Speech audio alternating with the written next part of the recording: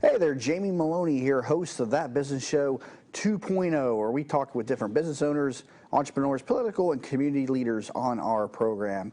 This edition, though, is about my business, the real estate business. I've been in business with Coldwell Banker about 10 years now in the Tampa Bay region, and been doing this radio show for 3.5 years. And it's kind of funny that a lot of people out there in the Tampa Bay market have been on my program have forgotten that I do real estate, because the show focuses so much on other people and their businesses. And so each week on Thursdays on That Business Show 2.0, we're going to host the real estate edition of the program. And the real estate edition will be about myself and the real estate business. And we also will have a co-host, Christina Griffin, that will join us from time to time. She's not with us today, so I'll be holding it down here in studio, again, talking about real estate. My specialty over the last 10 years has been selling foreclosed properties here in the Tampa Bay region. And for anybody familiar with the Tampa Bay market, you'll know that it was quite the default market for distressed inventory, starting with the financial crisis in 2008. I came into the business in actually 2006 was when I got my license, and 2007 was when I was actually started selling real estate.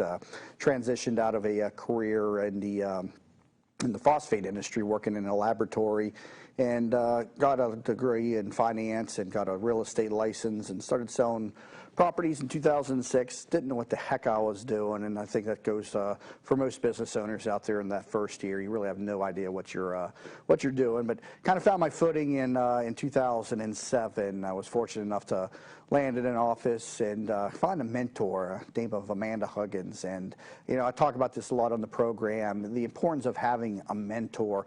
No matter what area in your business that you're at, you should have a mentor in your back pocket, because that's somebody that you're going to strive to be like, strive to impress.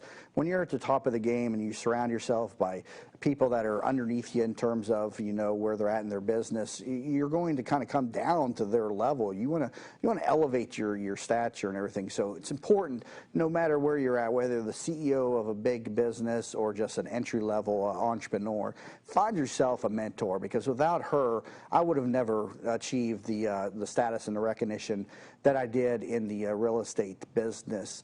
And at the time, in 2007, she was a top-producing real estate agent, and I saw the opportunity to come in and work with her. I actually went to the office to sell commercial real estate. I went back to school and got a degree in finance. Never really thought I would enjoy traditional real estate, but definitely fell in love with selling foreclosed properties and in the Tampa Bay region. And I went there to interview with the broker, and I interviewed with the residential broker at the same time. And I just saw that opportunity with my mentor, Amanda Huggins, because she had all these properties coming in.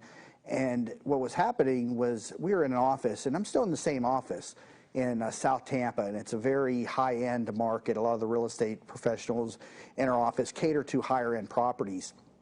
And foreclosed properties in the Tampa Bay region are typically $100,000 and under. And so it was very difficult for her to find agents in the office to help her with those leads, because to the average agent in her office, those were a lower quality lead. They didn't want to work, at that price point, because real estate agents are paid on a commission, a percentage of the sale. So the higher the price point, the more money that they make. And so anything under $100,000 was not appealing to the agents in her office. And so she had all these listings, and listings generate buyer leads. And so that's actually one of the first tips to surviving in real estate is you got to find listings to sustain yourself. And when you become a foreclosure broker and you get in with some of the bank clients, it becomes a steady stream of business. But you don't begin by getting listings from banks. It's a very difficult business to get into. It's a very niche area of real estate. And for the ones who get in there, and figure it out. They definitely, it's a lucrative business. It's easily a six-figure business.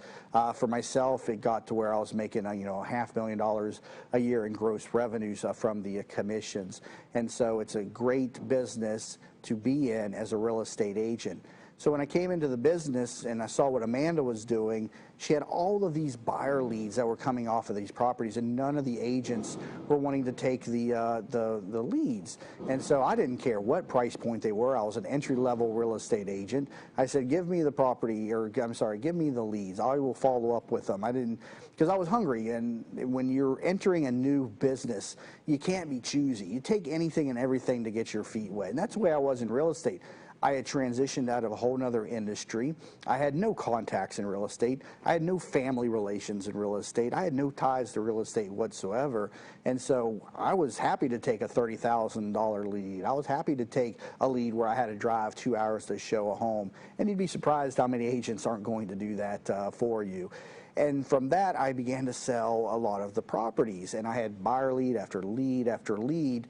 And I was doing very well, and I was making good money, more money than I'd ever made. And compared to what I would eventually make, that was still not even close. But it was a great, introduction to what was to come.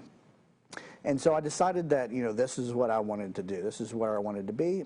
And so I started to sell, or I approached Amanda to learn how to list and source the bank-owned properties. And for anybody that's familiar with the business, you'll know it's a very secretive business. Everybody who is a top-level REO broker knows one another. They kind of keep their secrets to themselves because each market will only have a couple of agents that service certain banks. And it's funny when I get that question from agents, they'll say, teach me to do what you do, or how did you do what you do? And really what they're doing is they're saying, ask me to compete with you, or tell me how I can compete with you and get your business. And so it's very rare that an agent will take somebody underneath of their wings and teach them the business of, like Amanda did with me, and foreclosed properties. And she was a very generous person. She had an excess of listings, and it started out as a simple, she would hand me a listing to co-list with her.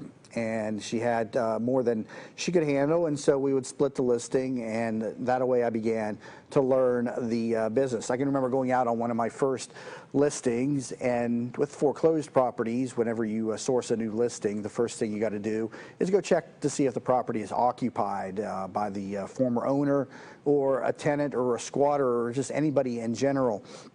And having to hop a fence to get to it. Hopping a fence is nothing compared to what I had to do in the business to end up selling over 1,500 some properties in the last 10 years. But there's a picture of it in my first few days on the job that's in my office, of me hopping over the fence to get to this property. It was occupied by a certain individual who was the former owner of the property. And I was working in conjunction with another agent, and he and I were sharing this listing with Amanda.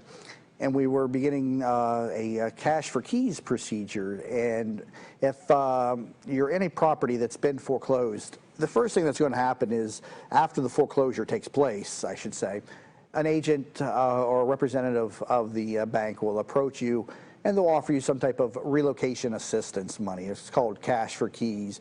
It's money to move out within a certain time frame. All you got to do is leave the property in debris-free condition. And what it is, it serves as a win-win opportunity for both the bank and the person living there. Because when people vacate the properties, they generally leave them full of debris and junk and in disrepair, and then the bank has to go in there and fix the property and clean it out and incur a cost. And by getting the owner or the tenant or whoever's living in the property to do it, they give them relocation assistance money. They act as basically an employee for the bank. Some people see it that way, but most people, see it as a generous offering on behalf of the bank to kind of get a new start. And some people really make out well with it. If you don't have, it's not dependent on how much stuff you have or do not have in the property. For some people who are hoarders and have been there for many years, years. It's the offering isn't worth their time and their effort to clean it out. But I've had many people who just have very little belongings, and it's definitely worth the money that they get to move out. So typical relocation offers range from $2,000 to $5,000, and I've seen them as high as $10,000 and $20,000. Depending on the situation. So again, we had went to this property to talk with this person, and we made the first mistake of telling the person about how cash for keys works. Told him he had to move everything out of the property and leave it in debris-free condition. And he agreed to it, signed the agreement, and we gave him a couple of weeks to move the property, move the stuff out of the property. So on the date that we were supposed to do the final walkthrough, we come and inspect the property and make sure that all the debris is out of the home and that they did abide by the agreement, at which point we give them the check. We show up to the property, and he had everything stacked up on the front of his lawn. And the house was debris-free, but the yard wasn't. And there was literally, his whole front yard was junk and debris. And so we then had to explain to him that debris-free meant both inside and outside. And of course, he proceeded to argue that you just said, I had to clean out the house. I've cleaned out the house. And well, yes, you did, but you left it on the yard. And so these are the types of stories and discussions that you get involved when you're a real estate agent selling foreclosed properties. And we couldn't give him the check. We had to give him 24 hours to clean the property, and we would come back and give him the money. At which point he would be, released. But he did not. It wasn't obviously worth his time and while to clean up the property.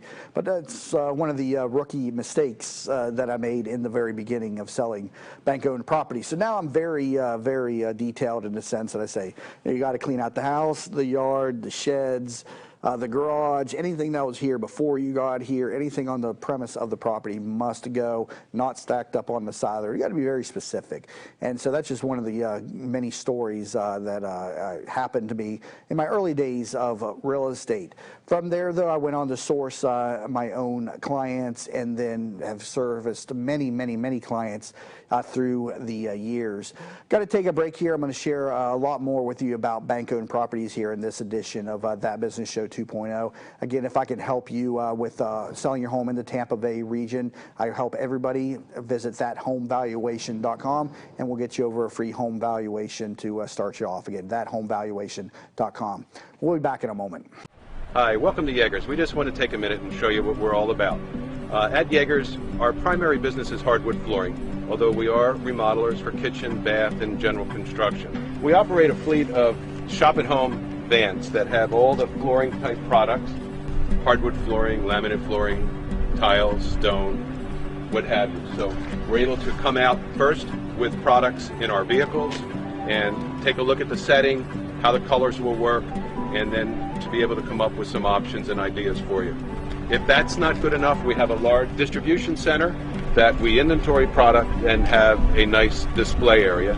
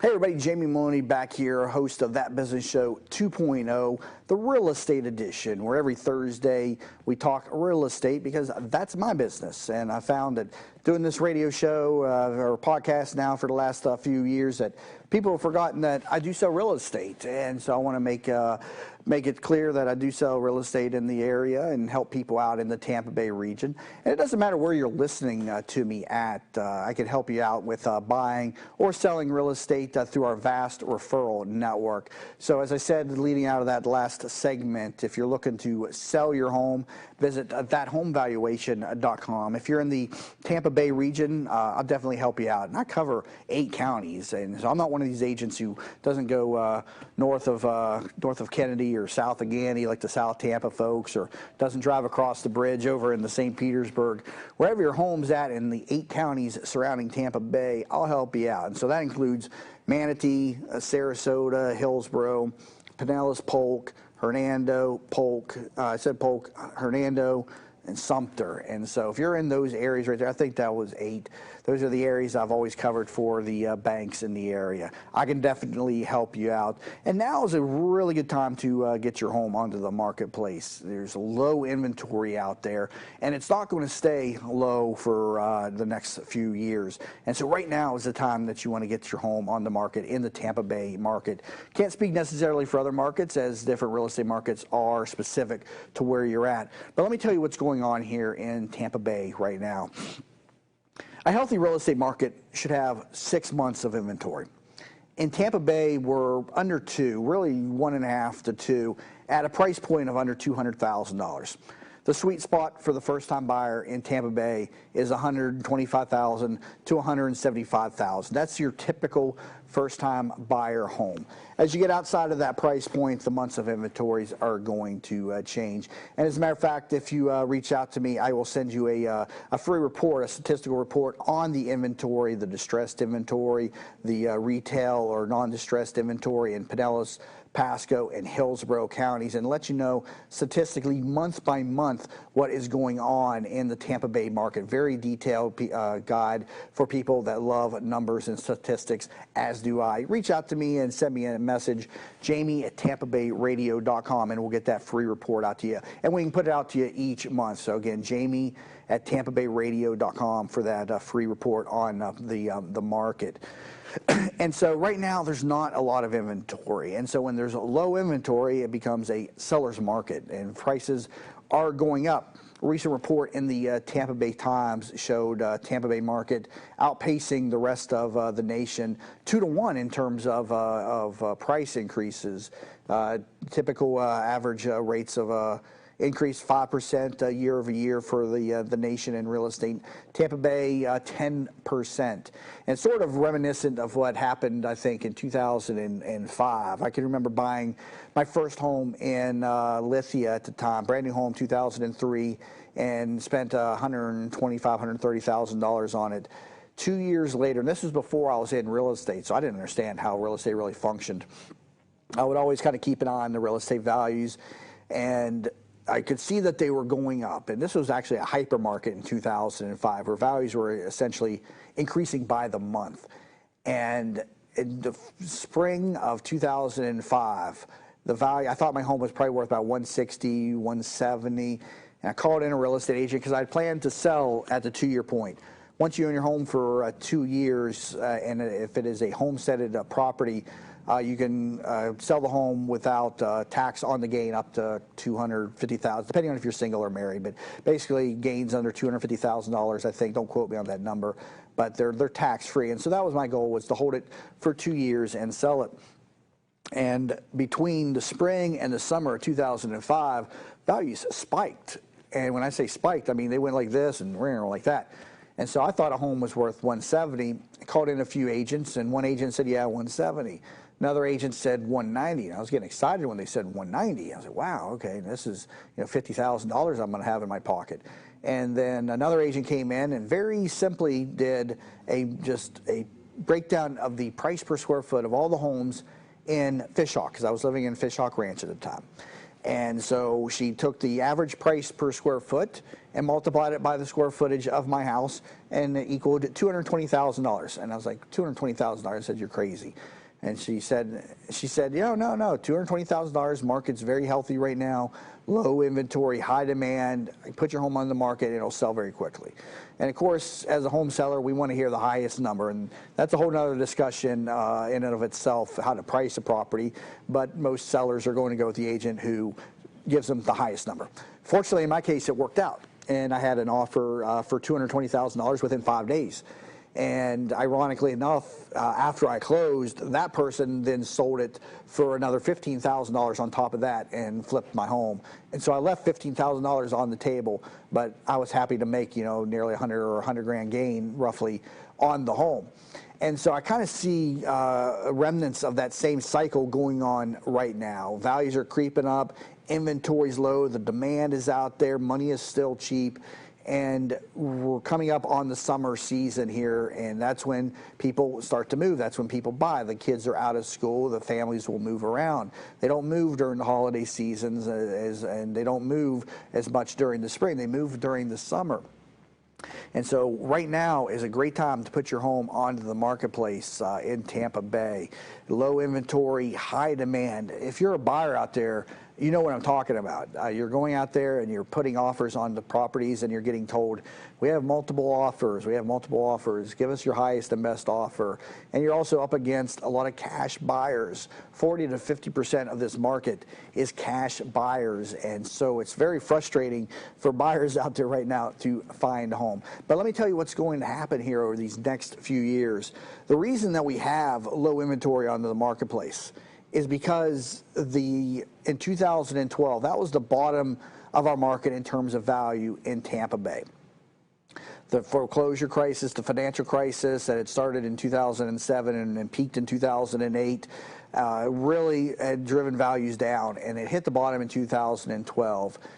And so at that point, people were moving into rental housing, and rents were going through the roof. And then this is when all these hedge funds and corporate buyers started to come into the marketplace. And I was on the ground floor of one of them, and I thought I'd hit a gold mine. And they presented to me a model. And they said, fill in these numbers here. And they were looking for a certain cap rate, a certain rate of return.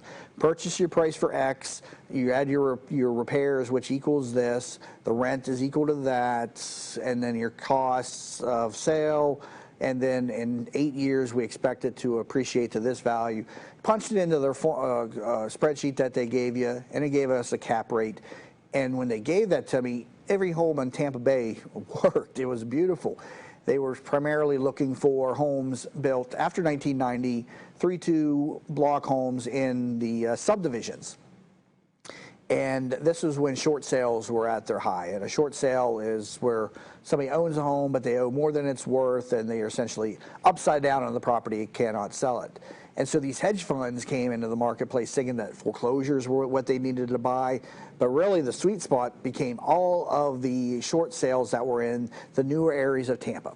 North Tampa, Southeast Hillsborough County, all those places where you had the subdivisions was where they were going. And that was in 2005 was when values had peaked, and then they started to crash in 2006 and 7. And so many people were stuck in those homes in those new areas of Tampa.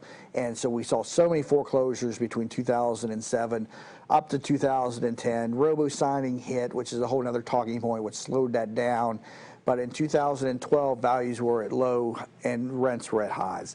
And so the hedge funds came in and they ate up all the inventory in the area to turn them into rental housing. And they told me that they had an 8-year plan. Again, this is 2012. So we're 2017. So we're 3 years from when their plan to dump the housing is coming.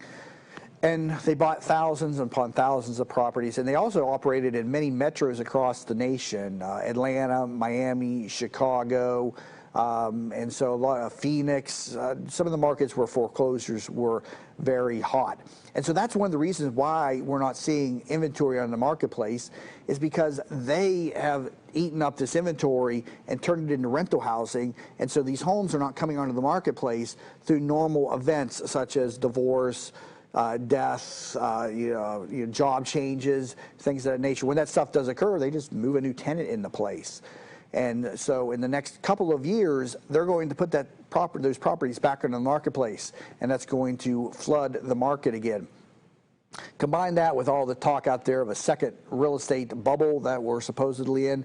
That's debatable, and I hear that a lot across a lot of the REO broker networks and groups. We're looking at increasing inventory over these coming years. And so with increasing inventory comes decreasing prices. And so right now is the time that you want to sell your home in Tampa Bay. Again, thathomevaluation.com, and we'll get you over a free home valuation. And I hate to say that now is also a good time to buy. I always consider that a double-edged sword when realtors say that. I don't know how it can be both the best time to buy and best time to sell. I'm not going to say that. I would advise against buying right now if you don't have to. If you got to, you got to. But I think over the next 1 to 2 years, you're going to see a much more lucrative market in terms of buying. Believe me, there are investors out there that can buy in any market and make money. But I'm talking to the people here that are looking to buy and live in the home and for the next few years as a family. So again, looking to sell, now is the time to sell in the Tampa Bay region. We'll get you over a free home valuation. Again, I'm a real estate agent with Coldwell Banker and have sold 1,600 properties in the area in the last 10 years, whether you're in Hillsborough, Pinellas, Pasco, Manatee, Sarasota, Polk, Hernando, Sumter, all those counties that comprise the Tampa Bay region. Reach out to me. Jamie at tampabayradio.com is my email. Again, if you go to thathomevaluation.com, we'll get you over a free home valuation. And also, if you'd like to look at the numbers, reach out to me via my email, and we'll send you over a free report on the statistics of what's going on in the area. Again, Jamie at tampabayradio.com. Got to take a quick break. When we come back, though, we got a lot more talk on real estate here on the Real Estate Edition of That Business Show 2.0. Hi, welcome to Yeagers. We just want to take a minute and show you what we're all about. At Yeagers, our primary business is hardwood flooring, although we are remodelers for kitchen, bath, and general construction. We operate a fleet of shop-at-home vans that have all the flooring-type products, hardwood flooring, laminate flooring, tiles, stone, what have you. So we're able to come out first with products in our vehicles and take a look at the setting, how the colors will work, and then to be able to come up with some options and ideas for you. If that's not good enough, we have a large distribution center that we inventory product and have a nice display area.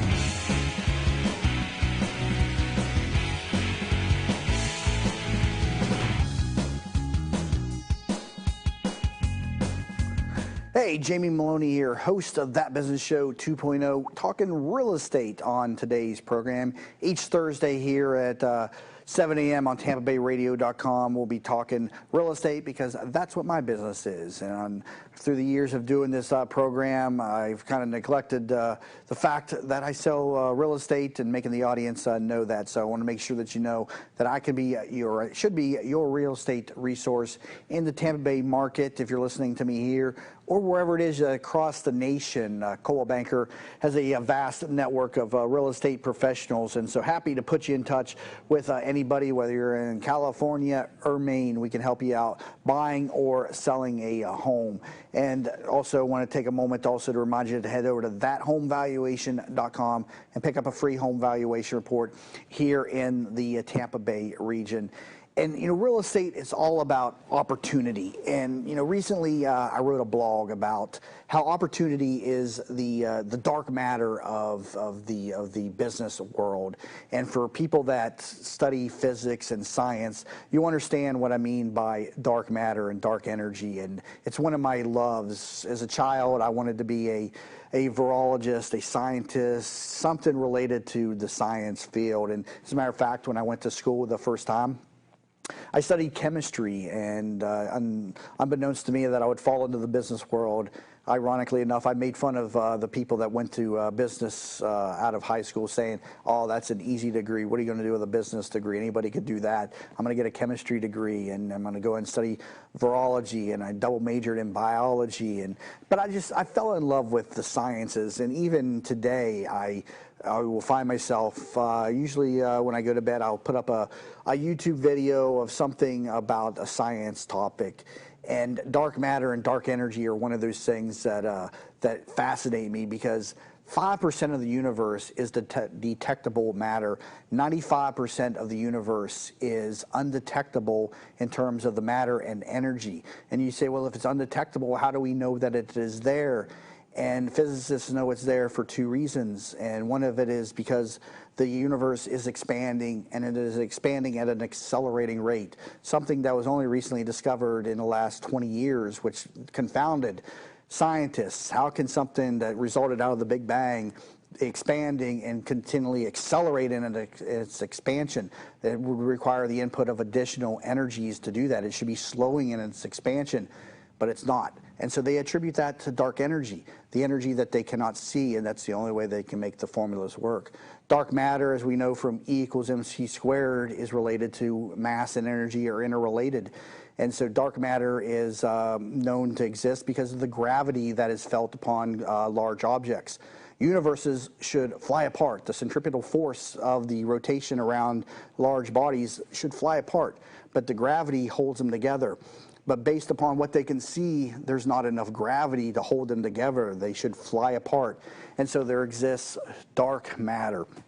And so I wrote this blog talking about how opportunity is the dark matter of the business world. And what do I mean by that? I mean that there's opportunity all around us. You just can't see it. You can't sense it, but it's there. And the only reason you know that it is there is because you see the effect that it has on other people. And you see the people that are successful, and the others are wondering, well, how are they successful? What it is that they do? What do they do that I've not done? And so opportunity is the dark matter, the dark energy of the business world. And so for all you science lovers out there, I thought that was just an excellent corollary to pair the two things together. And in business and in life, one of the greatest opportunities is real estate. People make their money and and go on to retire oftentimes through the buying and selling of real estate. Nobody ever goes to retirement and lives comfortably working 9 to 5 every day for somebody else. Yeah, they acquire money through their retirement plan, and they can live off of that and Social Security and get by. But nobody lives comfortably when they work for somebody else. It's from starting a business or investing in real estate or investing in stocks and bonds. You got to step outside of the comfort zone.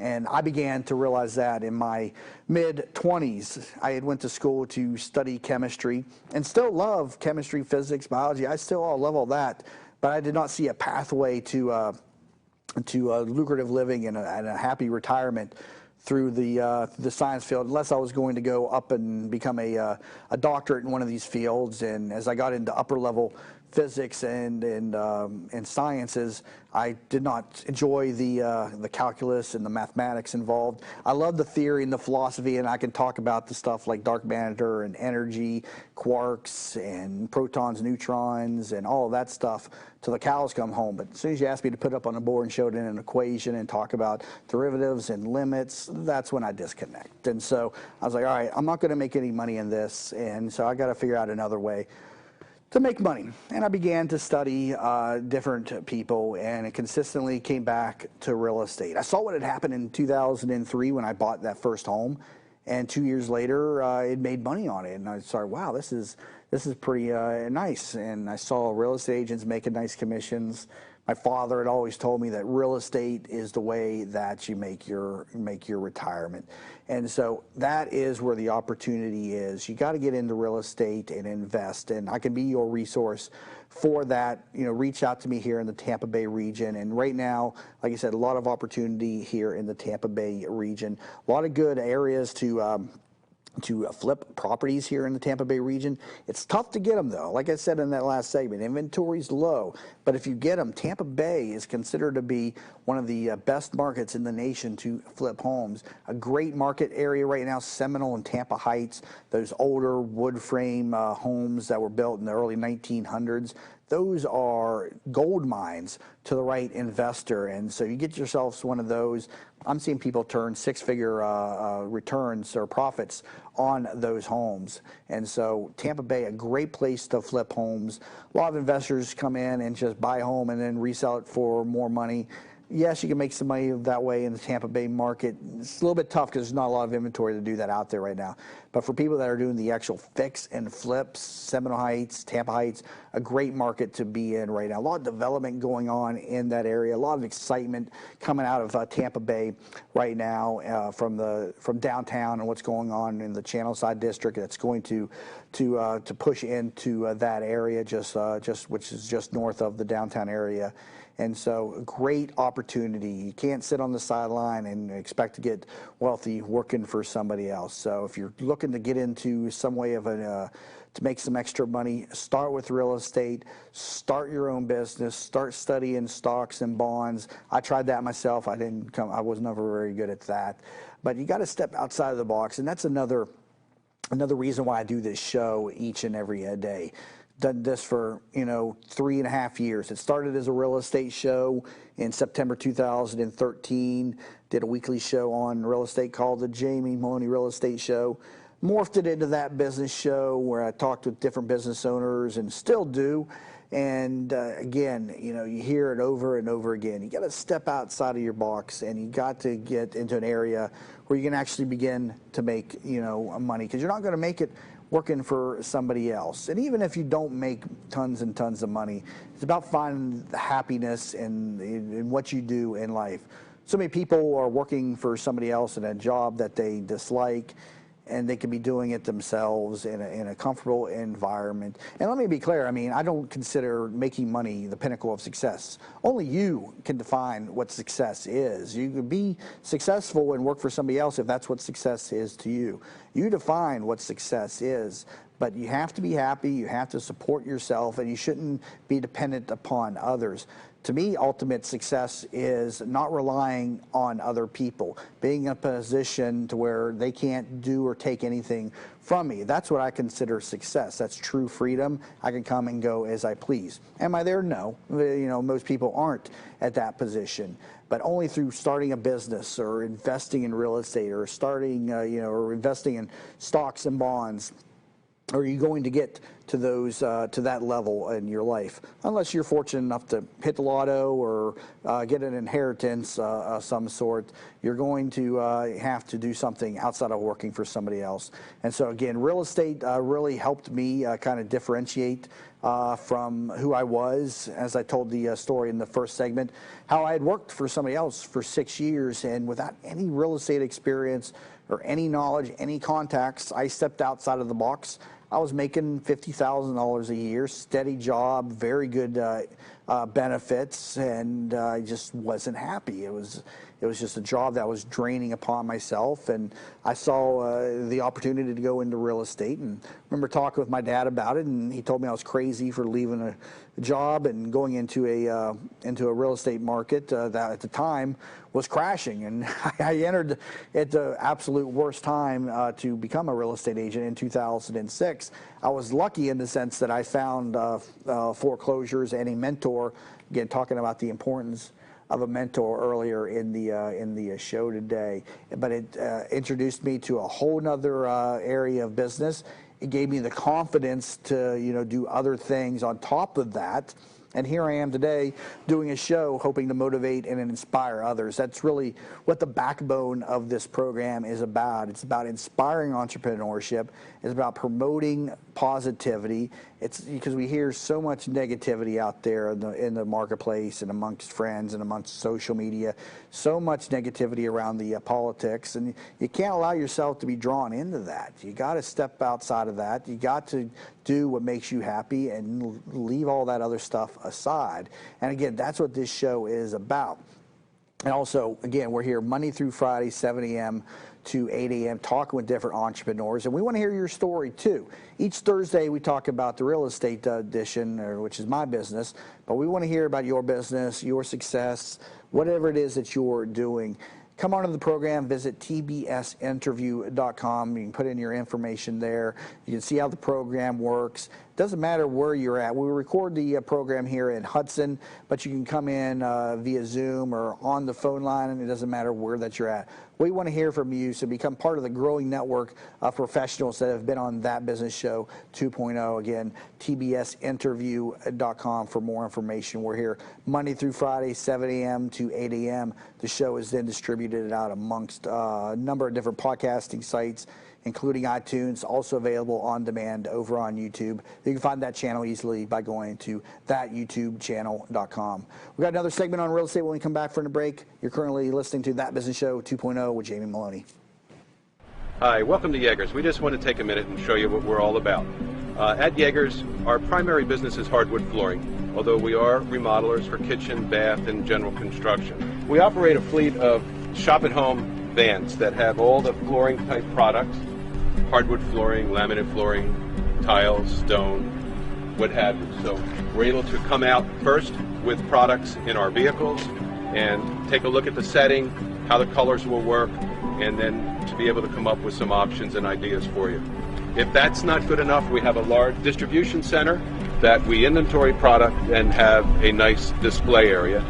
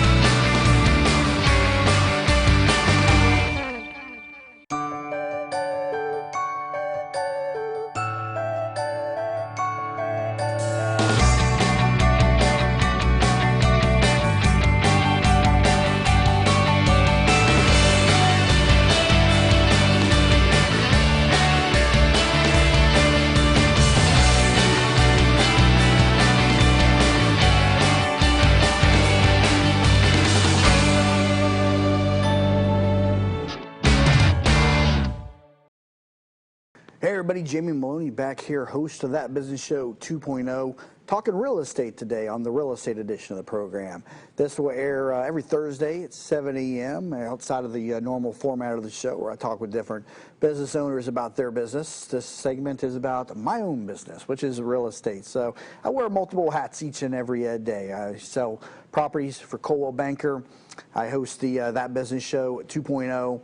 I also have a business network here in Tampa called Tampa Bay Business Owners that I'm a partner with, and we'd like to invite you over to learn more about that if you're a business owner in Tampa Bay. It's a benefit of the membership to come in here on the program and talk about your business. Tampa Bay Business Owners is an 8-year-old organization of business owners that gets together with different educational, collaborative, and supportive events. And we do a lot of different workshops and field trips to businesses and events and signature events and networking and one-on-ones and the program here each and every morning. And so we'd like to invite you over to tbbo.org. That's the main website. Also, tampabayradio.com has a lot of information on the benefits of the organization. When you come into the organization, you get onto the program, talk to me about your business, let me know who it is that you are, and then a key or a core component of the organization are the connections that I and the other members can make for you. Interviewed over 1,000 people on this program in Tampa Bay, and so we can connect you with whoever it is that you want to know, whether it's political, whether it's professional, whether it's personal. It doesn't matter what it is. We know somebody in your field, and so I offer that as a member benefit. One-on-one meetings with me. It's a very cost-effective investment. I don't charge to come meet me. I don't charge crazy consulting fees or consultants in Tampa Bay that are charging $2,000 and $3,000, $4,000 a month to meet with them. I will do that for $5.95 a year, and you can meet with me as much as possible. That's what the membership in Tampa Bay Business Owners is, $5.95 a year, $59 a month, and I can connect you with whoever it is that you want to know in Tampa Bay. Also, by becoming a member on the program or in the organization, you can use this show to your advantage as well. Let me know who it is that you want to meet in Tampa Bay, and we'll get them in here on this program. This program is a great forum to call anybody in the area and invite them onto the program, because what's everybody's favorite topic? Themselves. And so if there's somebody that you're looking to meet, let's see if we can get them here on the program together. And so, again, just another benefit of being a member of the Tampa Bay Business Owners, and that trick has worked a number of times. So take advantage of that, tbbo.org, tampabayradio.com also for more information. And so we're talking real estate here on this edition of That Business Show 2.0. And I told you earlier about how, I transitioned out of a 9-to-5. Actually, it wasn't a 9-to-5. It was a rotating 12-hour shift job, which was crazy. Couldn't even get on a regular schedule because you're working nights one week and then days the next week. And so it was very difficult on the body, very unhealthy to work that type of a schedule. And I found real estate and worked my way up through learning from a mentor. And then 2 years later, she ended up leaving the business and essentially walked away cold and said, Jamie, I can't do this anymore. I don't want to do this. She was burnt out from the regulations that were coming into the industry. She was a very happy-go-lucky individual, didn't like a lot of rules and regulations and placed on her, very young girl. And so she was getting very frustrated. And she literally was gone within 2 weeks of telling me that she was leaving. She went and bought an RV and to this day travels the country as far as I know. I haven't seen her in 3 or 4 years now. And so, but she turned over a lot of her business to me by just recommended, that she's leaving, Jamie's, taking over my accounts. And so from that, I got into a number of other banks on top of the ones that I had already sourced myself. And so now I'm carrying anywhere between 70 to 100 listings, and the typical real estate agent carries 5 to 10, does one sale a month. That's what the average agent does. A lot of agents don't carry any listings. They strictly work as a buyer agent. Like I said earlier, just generally speaking, to last in real estate, you got to source listings. You got to. That's what sustains you in business, and that's where so much other business derives itself from. Plus, you have the opportunity to make full commissions when you can control both sides of the transaction. When you're only working on the buy side of a transaction, you're greatly limiting the income that you can make. And so listings are how you sustain yourself in real estate. And so 2 years went by, and a contract opened up with the Department of Housing and Urban Development, and I became a listing broker for HUD. HUD being a large component of the federal government tasked with shoring up urban areas of the nation. And so many components to the housing, the Department of Housing and Urban Development, one of which is they insure lenders against default. And so without HUD, getting a real estate loan would be very difficult. Real estate loans, a 30-year loan, is a terrible investment for a bank. And so HUD makes it possible, Fannie and Freddie makes it possible to make these loans feasible for the banks to do them. And you may ask, why is a mortgage a bad investment for a bank? Well, it's simple, because when interest rates are low, if a bank was to loan out their money at a 3% interest rate for 30 years, and then rates were to rise, they've got a couple $100,000, whatever the price that they loaned out is, tied up at low interest rates, and so they can't lend that money out at higher interest rates. And so, well, you say, well, what if rates are high? That's a good investment for the bank. Yes, but banks or homeowners will refinance. So when rates are at 8%, they are 9%, and the rates come down, they refinance. And so the banks, get their money back, and they don't get to keep earning, and then they have to put that money back out there on the market at the market lower rate. And so HUD, Fannie, Freddie, all those organizations that are government-based help to make the market more liquid. And so HUD acts as an insurance agent for the lenders. Typical real estate loans of the past, you had to put 20% down on a mortgage. HUD came in and made it to where you only had to put 3% down, and in the event of a default, the lender would then, or HUD would pay off the bank, make them whole. The bank doesn't lose any money. The taxpayers lose the money in that situation, and so that's how that works. Now, down payments, though, are 3.5%. HUD changed that a few years ago. And so HUD are the FHA mortgages. And a lot of people come into the marketplace for the first time through an FHA mortgage. That's how I bought my first home. Only needed 3% down. Again, you need 3.5% down these days. But the lenders are willing to make loans because they have insurance against a default. And so I list properties for the Department of Housing and Urban Development. That contract comes around every 5 years, and there's some great programs within HUD for home buyers out there on the marketplace, and I like to talk about that a lot in my program, because a lot of people don't know these, and they're not well advertised. You're not going to see them on commercials, or you're not going to see them advertised too often by agents, but one of the jobs of the listing brokers are to make these programs known to the marketplace. One of the great programs out there is the $100 down program, whereby you can buy a property for $100 down instead of 3.5% down. To clarify, you're going to have more than $100 to purchase a property. You do have closing costs, loan costs on top of that. But what you do is, instead of taking the 3.5% down, you replace that number with $100, and you come to closing with a greatly reduced cash to close. And so an excellent way to come to get into the first home in wherever it is across the country. All homes in Florida qualify for that. The only condition being on the home is that it is FHA insurable, which basically means it's in good enough shape to qualify for an FHA loan. If the home has deficient heating and cooling systems or holes in the roof, those homes are not insurable by FHA standards, and so they are not going to qualify for the $100 down program. You can, however, take advantage of the 203K program, which is a rehabilitation loan program, which adds the cost of repairs inside the cost of your loan, and it's also a government-insured product. It's an FHA loan nonetheless, just different underwriting standards, and you're factoring in the cost of repairs, and you can do $100 down with that. And so the only thing you got to do is find a property on HUDhomestore.com. Again, HUD, that's HUD, homestore.com.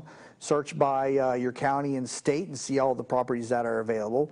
And on the property, it'll screen, the information screen, it'll be a place where it says condition, and then it's either IN for insurable, IE for insurable with a repair escrow. Both of those are considered to be FHA insurable. It will qualify for the $100 down. And then the last one is the code of U. That's uninsurable, and that's when you would have to use an FHA 2 or 3K loan. All that information available over at HUDhomestore.com. And also I can help you out with a lot of different stuff with HUD properties. Jamie at TampaBayRadio.com is my email address. Another program out there is the Good Neighbor Next Door program. If you're a teacher, firefighter, or an emergency responder, you can purchase a HUD home for 50% off the appraised value. To find those homes, go to HUDhomestore.com, and then in the buyer type on category towards the middle of the page, select Good Neighbor Next Door. Now, honestly, there's not a lot of these homes available. It's a nice little benefit for people in that category. Unfortunately, HUD does not make the availability of inventory very feasible to make this a program to heavily promote. In addition, they don't pay commissions to real estate agents, and so it's not something that agents are going to promote to their buyers. So by listening to this program, you're going to know about it, and to take advantage of this, the way this works best is for people that have long windows to purchase. So whether you buy a home today or 2 years, whether you're indifferent to that space, this could be an opportunity for you. Check the site. When one pops up, jump on it. You're going to have an initial 7-day window ahead of everybody else to purchase that home. Just make sure that you have that financing in place ahead of time before going to make that offer. And we talk about that a lot on the program. Again, the importance of getting approved for a mortgage, not just getting the pre-qualification letter. I'm talking about full loan approval where you've submitted your W-2s, your tax returns, all the documents to the loan officer, so your offer is just as good as cash, subject only to title and appraisal. Very, very critical to getting your homes or your offers approved. So again, HUDhomestore.com. You'll hear a lot more about that in upcoming editions of the Real Estate Edition of That Business Show 2.0. Again, we want to hear your story, whether you're in business or in an organization or a great story to tell. Again, tbsinterview.com. We're here Monday through Friday at 7 a.m. on TampaBayRadio.com. Also available on iTunes and YouTube. We'll talk to you soon.